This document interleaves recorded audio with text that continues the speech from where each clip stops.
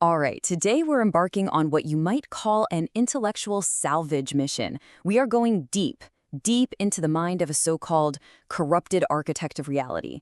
Think of this as a psychological case study, a look at a consciousness that is literally at war with itself. Our investigation starts right now. And we begin with this really chilling statement. This one idea is the frame for everything we're about to explore. It's suggesting that the line we all draw between a sound mind and a broken one is way, way thinner and more brittle than we'd ever like to believe. And that leads us to the central question of this whole explainer. I mean, we all have tools, right? Logic, reason, routines, things we use to structure our world and keep it stable. But what happens when that very structure becomes your prison? When the logic you use to keep the darkness out is the very thing that traps you inside with it? Let's take a look. To really get our heads around this, we have to start at the beginning, at the first stage of this case study. And that is the narrator's desperate attempt to build a kind of fortress of control, all by using a very specific and very symbolic tool. Okay, so the symbolism here is absolutely key. Our narrator uses a lantern, but it's not just a light source. It's an instrument of what our source calls weaponized logic. That single, focused beam of light, that represents a fragile conscious control over his own mind, a way to keep his irrational obsession at a distance. This is the ego's desperate fight to master the not I. You know, all the chaotic, dark parts of ourselves that defy any rational explanation. And his method is so meticulous, it's almost like a sterile surgical procedure. He uses this clinical wordplay of action. He isolates the obsession, he applies cautious precision, and he truly believes this ritual is a defense. But really, it's a performance of sanity. And all this obsessive clinical language, it just reveals a deep, profound fear of the void, the terror that if the ritual fails, he'll be completely consumed. So here's the crucial point. The narrator's logic isn't a tool for discovery. It's not about understanding the world at all. It's weaponized logic. Its only purpose is defensive. It's for building a wall, a fragile facade against the terrifying truth of his own internal state. And the result of all this is just brilliantly illustrated by this idea. That beam from the lantern, his focused logic, it becomes the only light in a cage that he himself has built. It illuminates the fragile rope he's walking high above his own madness, trapped inside the claustrophobic architecture of his own mind.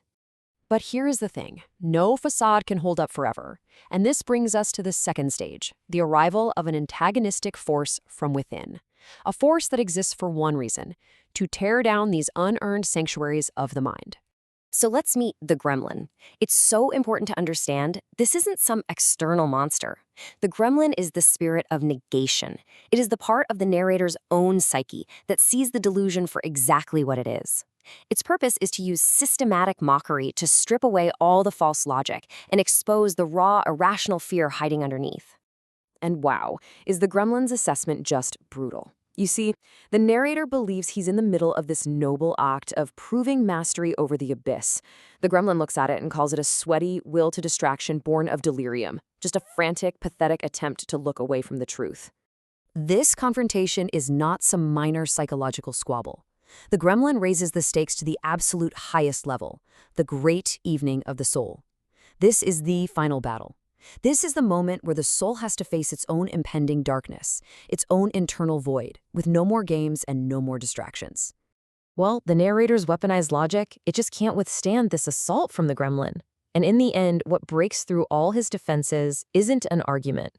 It's a sound, a primal, undeniable truth that erupts from deep within him, signaling the total collapse of his constructed reality. This is the moment where the narrator's carefully constructed systems of pride and achievement meet their ultimate total failure. The source calls it the logic of zero. It's a new kind of math where all of his efforts, all of his intricate planning add up to absolutely nothing. In this internal, auditory abyss, the variable of human achievement is proven to be precisely this: zero. All the pride, all the intricate defenses, they're rendered completely meaningless. And the sound that proves this devastating equation? It's simply a beating heart. The honest sound. It cuts right through the silence and the cold logic. It's a biological truth that cannot be rationalized away. It's the first rhythm that begins to swallow his illusions whole. And it just grows. It goes from a simple beat to a deafening rhythm, and it completely overwhelms his cold voice of logic. This isn't something he can analyze or control. It's a force of nature from within, and it's drowning out the fragile fortress he's built. At its climax, the beat becomes a truth-bearing shriek. It forces the narrator and us to hear the terminal shudder that the world tries to silence. It's the sound of reality itself cracking apart.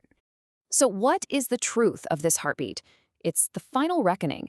It proves that pride is a failure, that our achievements are worthless dross, and that all those constructed defenses were nothing more than a thin coat against the absolute cold of reality. So after a collapse is total, what is left? There's really only one thing: confession. But this isn't just about admitting you're guilty. It's about what comes after you finally acknowledge that your entire reality was a lie. By confessing, the architect doesn't just surrender.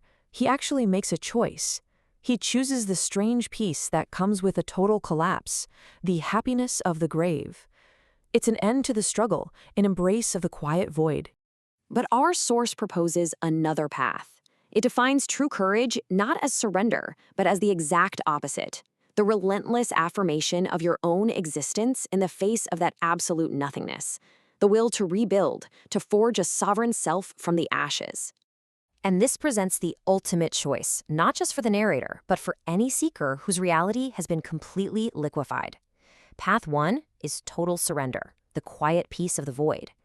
Path 2 is the agonizing, difficult work of forging a new self, of mastering the tightrope all over again, but without a net.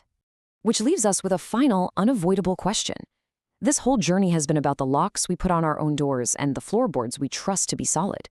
So when your own carefully built reality begins to crack, what truth, a monstrous gremlin or a simple heartbeat, will you let rise?